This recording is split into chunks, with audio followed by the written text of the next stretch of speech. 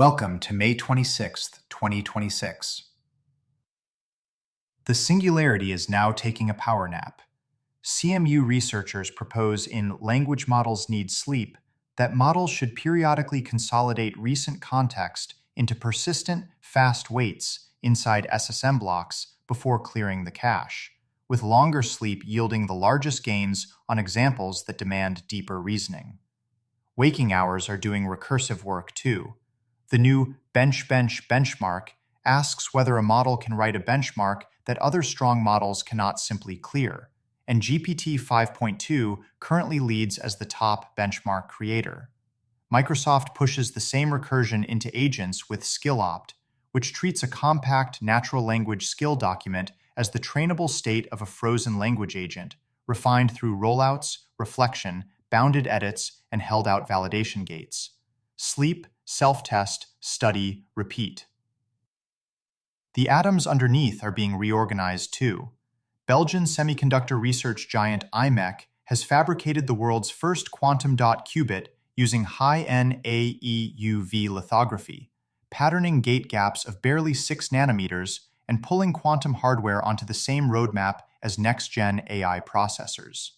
IBM is industrializing the next floor up, with the Department of Commerce backing Anduril, America's first pure-play quantum chip foundry, via $1 billion in chips incentives matched by $1 billion from IBM, the largest single award in a $2 billion package spread across 9 companies. Quantum has officially exited the lab and entered the fab. Robotics is gaining new physical and social dexterities. While Hyundai is teaching Boston Dynamics humanoids to play soccer ahead of the FIFA World Cup 2026, Waymo is quietly delivering something different in California, where its robotaxis have become an instrument of independence for blind passengers, offering an opportunity for solitude on the streets and a rare feeling of independence. Autonomy, it turns out, scales in both directions.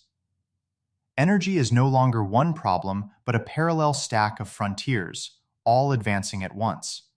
Allo Atomics reports all hardware is now complete for its 10-megawatt Allo-X microreactor zero-power criticality test, with fuel literally waiting next door for the regulatory green light. Ferrari unveiled its first all-electric car, the Luce, at $640,000, with an interior co-designed by Johnny Ive.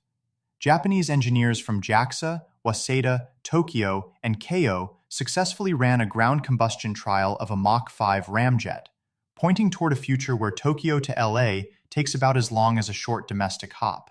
And under every atom of every fuel, physicists are now studying hydrogen for wormhole signatures under the ER equals EPR conjecture, asking whether the electron-proton bond is itself a spatial shortcut. The stack now runs from entanglement to escape velocity. Space is graduating from real estate to compute fabric. Elon Musk says he will present a detailed AI satellite design within weeks, and notes that SpaceX, following its expanded partnership with Anthropic, is now selling AI compute as a service at scale with orbital data centers on the roadmap. The energy budget is climbing in lockstep, with SpaceX having gone from 10 megawatts of orbital solar across 3,000 Gen 1 Starlinks to 100 megawatts across 7,000 Gen 2, and aiming at 1,000 megawatts with Gen 3, a 10 times leap every generation. Biology is being recompiled. One cardiologist's reaction to fresh data on Eli Lilly's VERVE-102 infusion, which permanently lowers LDL cholesterol in a single dose, captures the moment. Our children will live past 100, not frail, not declining, but strong and vibrant and full of life. We are living in messianic times. Westlake University has shrunk an entire cancer lab into a handheld device roughly 10,000 times more sensitive than ELISA at detecting early-stage lung cancer biomarkers from a single drop of blood. The economics already favor the new biology, with Lilly's weight loss drugs now generating roughly the same revenue as ChatGPT and Claude combined, and nearly double the profits. Elon Musk argues the more radical end state is software, declaring that the future of medicine will be digital, with synthetic RNA strands designed to reprogram the body from within. Trust, though, is bottlenecking faster than the science, since the rate of fabricated references in biomedical literature has grown more than 12-fold over the past 3 years. The institutional layer is glitching under the load.